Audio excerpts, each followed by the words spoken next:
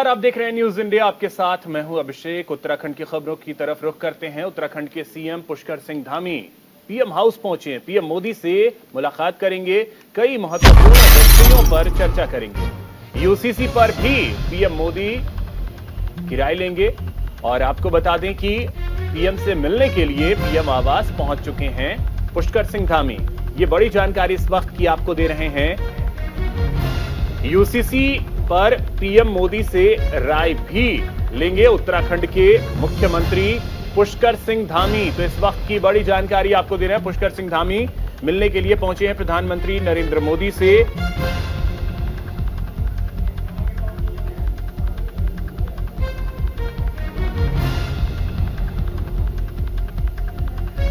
तो आपको बता दें कि उत्तराखंड के CM Pushkar Singh Dhami PM house पहुंचे हैं और प्रधानमंत्री से वो मुलाकात करेंगे। जो जानकारी है उसके मुताबिक कई महत्वपूर्ण विषयों पर चर्चा करेंगे। इसके अलावा आपको ये भी बता दें कि यूसीसी को लेकर पीएम मोदी की राय लेंगे। ये जानकारी फिलहाल मिल रही है।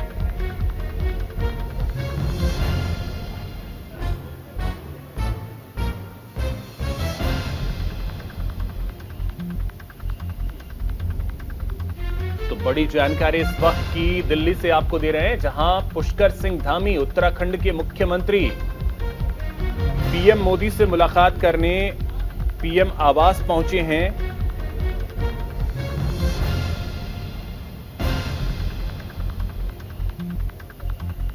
और पीएम से वो मुलाकात करेंगे, कई विषयों पर चर्चा करने के लिए पीएम मोदी से मिलने के लिए पीएम आवास पहुंचे हैं। जो जानकारी मिल रही है उसके अनुसार यूसीसी को लेकर भी वो पीएम मोदी से राय लेंगे। अधिक जानकारी के साथ सहयोगी दीपक चौबे हमारे साथ जुड़ गए हैं दिल्ली से। दीपक, क्या जानकारी? पुष्कर सिंह धामी पहुंचे हैं पीएम आवास।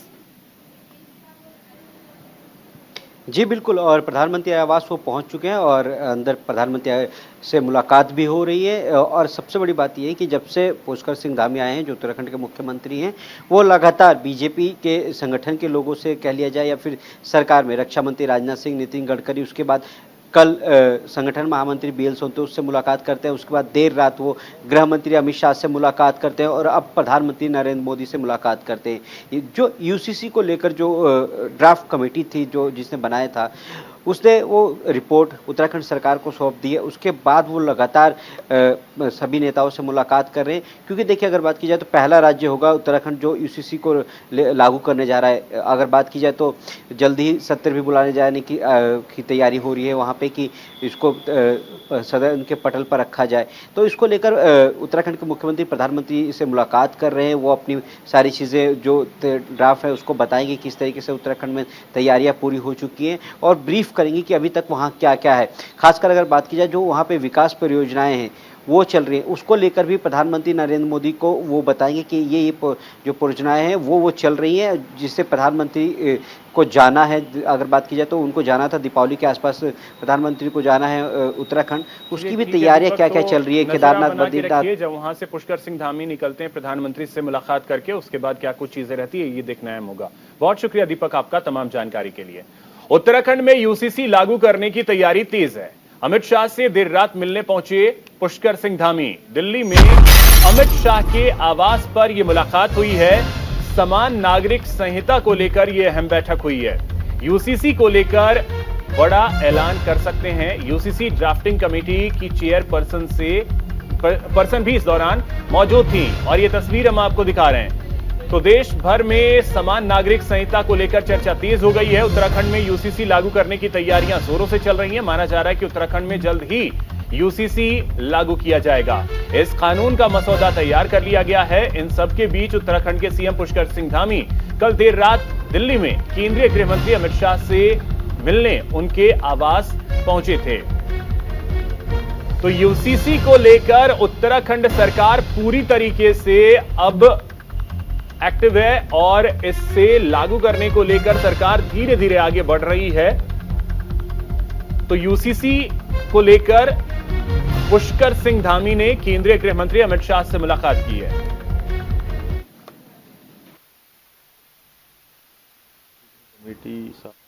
देखिए, सभी विद्वान लोग, यूसीसी कमेटी, सारे विधि से जुड़े हुए लोग, विशेषज्ञ और कमेटी की जो अध्यक्ष हैं रंजना प्रकाश देसाई जी, सेवानिवृत्त न्यायाधीश, उनके साथी लोग, सभी ने बहुत लोगों के विचार लिए हैं। 2,35,000 से भी ज़्यादा लोगों के विचार लिए हैं और अनेकों संगठनों से भी बात की है, धार्मिक संगठनों से भी बात की है।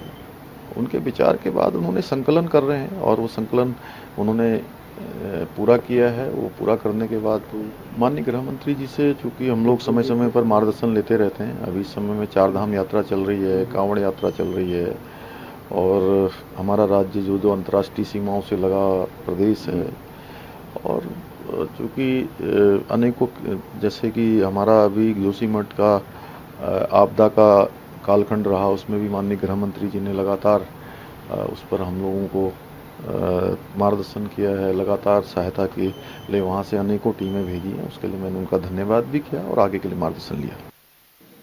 तो दीपक चौबे हमारे सहयोगी हमारे साथ बने हुए हैं। दीपक, प्रधानमंत्री से तो इस समय मिलने के लिए पहुंचे हैं पुष्कर सिंह धामी, लेकिन उससे पहले उन्होंने केंद्रीय गृह मंत्री अमित शाह से भी मुलाकात की है और इस दौरान यूसीसी ड्राफ्टिंग कमेटी की चेयरपर्सन जो हैं वो भी मौजूद थे। यानी यूसीसी को जल्द से जल्द लागू करने को लेकर उत्तराखंड सरकार जो है वो तेजी से आगे बढ़ती हुई दिख रही है। जी बिल्कुल, और अगर बात की जाए तो देर रात करीब 1.5 घंटे तक गृह मंत्री अमित शाह के साथ उत्तराखंड के मुख्यमंत्री पुष्कर सिंह धामी की बैठक हुई है। उनके साथ जो उत्तराखंड यूसीसी की जो चेयरपर्सन है रंजना देसाई, वो भी साथ में थी और उन्होंने पूरा ब्रीफ किया गृह मंत्री अमित शाह को कि ये पूरा ड्राफ्ट क्या है, उसमें किस तरीके से वहाँ पे योजनाएं बनाई जा रही है और उत्तराखंड के लोगों से हमने सुझाव मांगे। तो करीब 1.5 घंटे तक बैठक चली थी। उसके बाद प्रधानमंत्री से आज मुलाकात करें।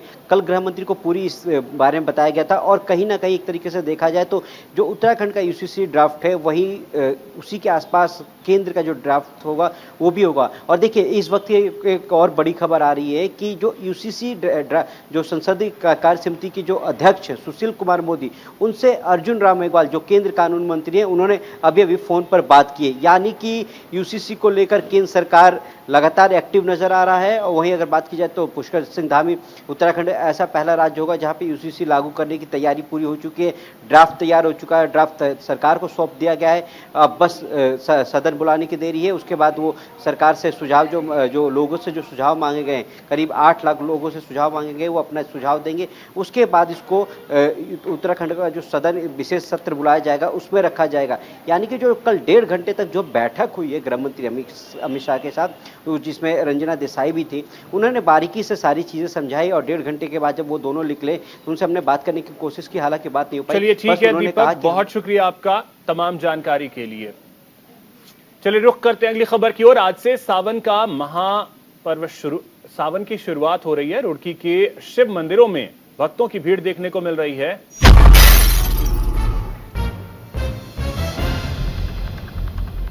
गंगा जल से श्रद्धालु जलाभिषेक कर रहे हैं। सुबह से ही मंदिरों में पूजा अर्चना करते हुए लोग नजर आ रहे हैं। शिवालयों में हर हर महादेव के जयकारे लग रहे हैं।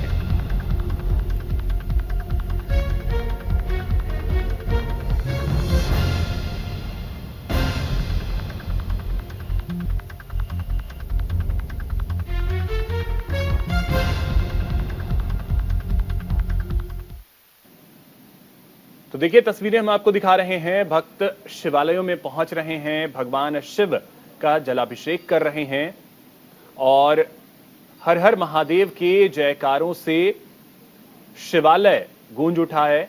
तस्वीरें हम आपको दिखा रहे हैं जहां पर भक्त जो हैं वो भगवान भोलेनाथ के दर्शन करने पहुंच रहे हैं, जलाभिषेक कर रहे हैं, दुग्धाभिषेक कर रहे हैं। तस्वीरें अलग अलग जगहों से भी सामने आ रही है, वो तस्वीरें भी हम आपको दिखा रहे हैं। तो सावन के इस पवित्र मास की शुरुआत हो गई है। शिव आस्था और भक्ति का पवित्र महीना सावन आज से शुरू हो गया है। उत्तराखंड के सीएम पुष्कर सिंह धामी ने ट्वीट कर प्रदेशवासियों और देशवासियों को श्रावण मास की हार्दिक शुभकामनाएं दी। नमस्कार।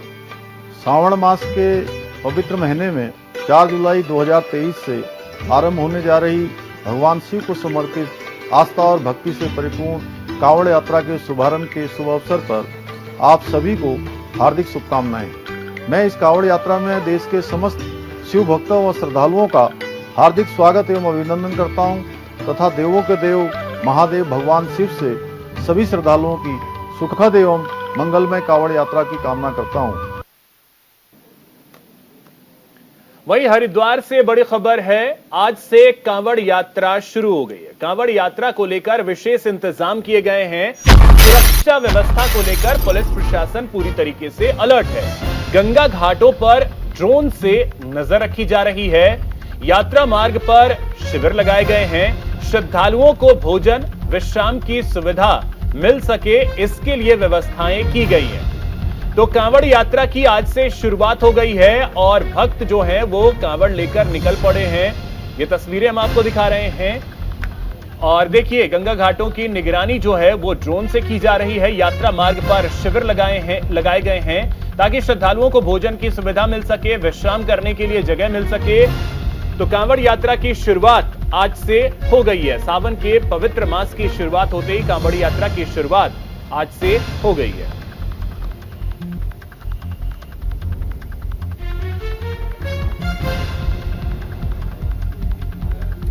तो हमारे सहयोगी संजय पुंडिर अधिक जानकारी के साथ जुड़ गए।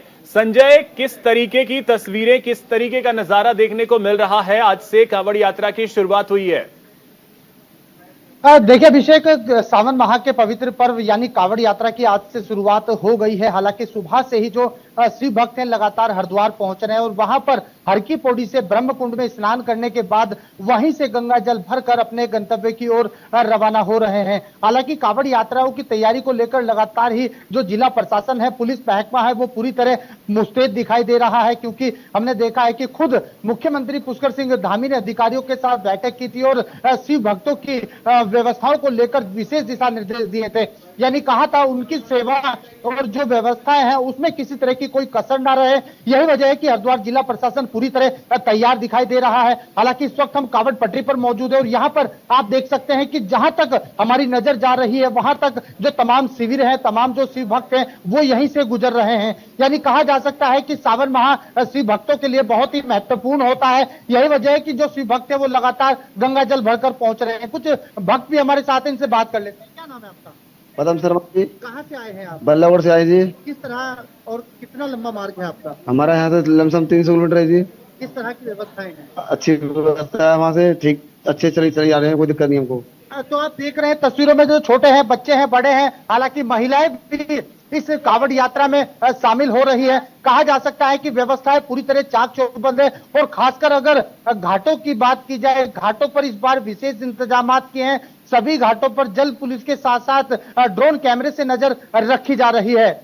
अभिषेक, ठीक है संजय, आप हमारे साथ बने रहें, आगे भी खबरों पे अपडेट आपसे लेंगे।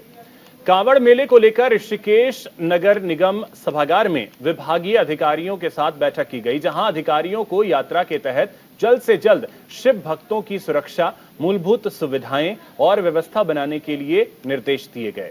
वहीं नगर निगम की आईडीपीएल क्षेत्र में बनने वाली पार्किंग में साफ सफाई, झाड़ियों की कटिंग, प्रकाश व्यवस्था, मोबाइल टॉयलेट, शौचालयों की नियमित सफाई के साथ पेयजल व्यवस्था सुनिश्चित करने के भी निर्देश दिए गए। साथ ही बिजली विभाग को नीलकंठ यात्रा मार्ग पर बिजली पोल और स्ट्रीट लाइट लगाने, बिजली के तारों को ठीक करने के निर्देश दिए गए।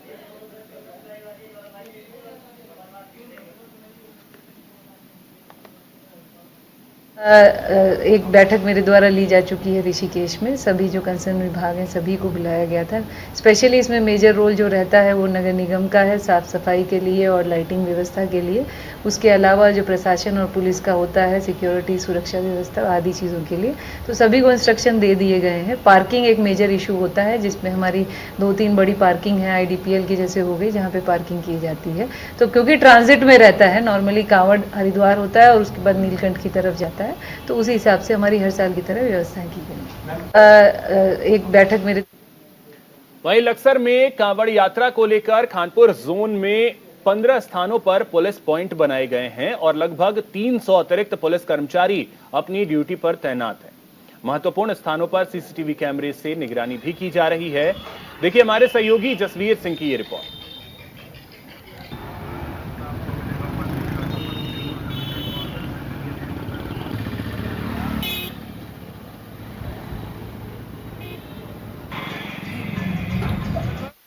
कावड़ मेला शुरू हो गया है। हरिद्वार देहात में भी पुलिस प्रशासन ने चौकसी पॉइंट और ड्यूटी पॉइंट बनाए हैं। सबसे बड़ी बात तो ये है कि पूरे के पूरे जोन को जिस तरह 17 भागों में बांटा गया है, वहीं हरिद्वार देहात के लक्सर, नारसन और खानपुर जो 3 बड़े बॉर्डर हैं बालावाली को साथ जोड़ते हुए, इन पर भी सेफ्टी पॉइंट भी बनाने के साथ साथ में जो कावड़ यात्री बाहर से आएंगे उनकी सुरक्षा के लिए ड्यूटी पॉइंट बनाए गए हैं और रास्ता भटकने वालों को रास्ता बताने के लिए अलग से जो कावड़ यात्री मित्र वो भी नियुक्त किए गए हैं।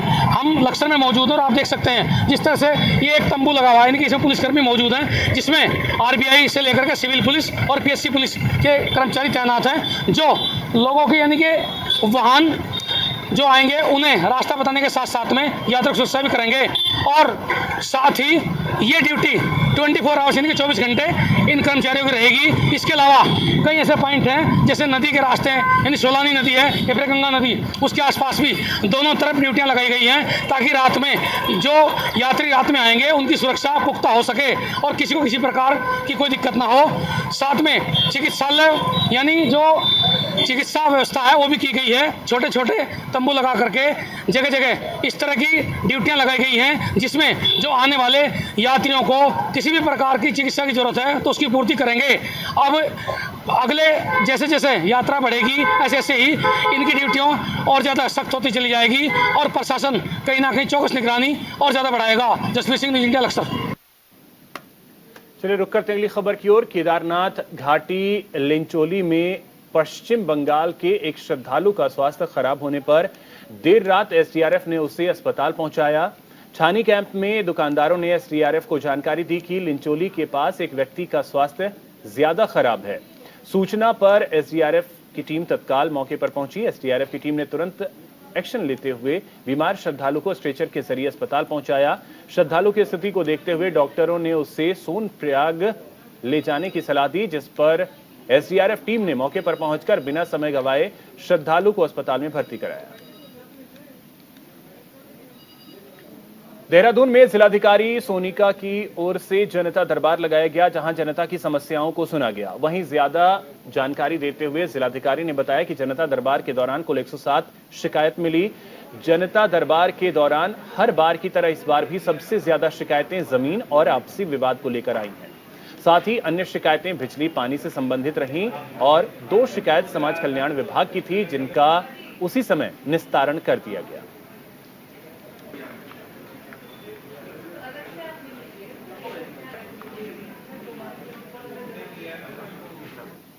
बेरीनाग में मंत्रिमंडल विस्तार के चर्चाओं के बीच गंगोली हाट के विधायक फकीर राम टमटा ने भी कैबिनेट मंत्री बनने की इच्छा जाहिर की है।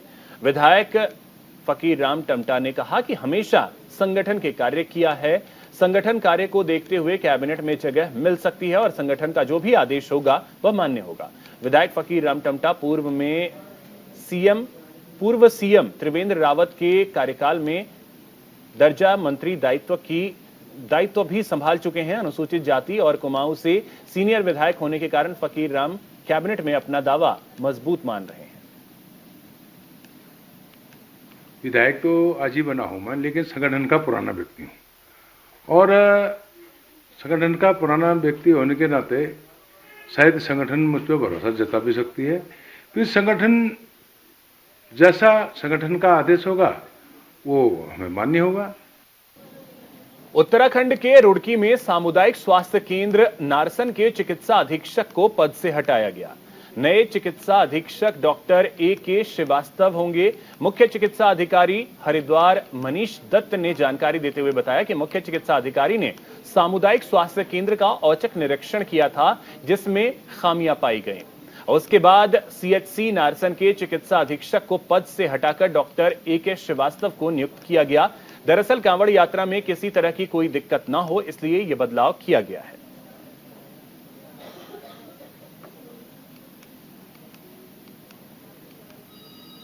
नेपाल में आयोजित अंतर्राष्ट्रीय एथलेटिक्स चैंपियनशिप में गोल्ड मेडल जीतकर लौटी खिलाड़ी का मैंगलोर में क्षेत्रवासियों ने स्वागत किया। झबरेड़ा के समीप टिकोला गांव निवासी आराध्या चौधरी ने 26 से 30 जून तक आयोजित अंतर्राष्ट्रीय एथलेटिक्स प्रतियोगिता में भाग लिया था। इसमें 100 मीटर दौड़ में गोल्ड मेडल हासिल किया। प्रतियोगिता से वापस लौटने पर पूर्व राज्य मंत्री डॉक्टर गौरव चौधरी के नेतृत्व में क्षेत्रवासियों ने आराध्या का स्वागत किया। इस मौके पर आराध्या ने बताया कि नेपाल में हुए गेम में 17 देशों की महिला खिलाड़ियों ने हिस्सा लिया, जिनको पछाड़कर आज मुझे गोल्ड मेडल प्राप्त हुआ है। भविष्य में भी देश और क्षेत्र के लिए गोल्ड मेडल लाने के लिए प्रयासरत रहूंगी।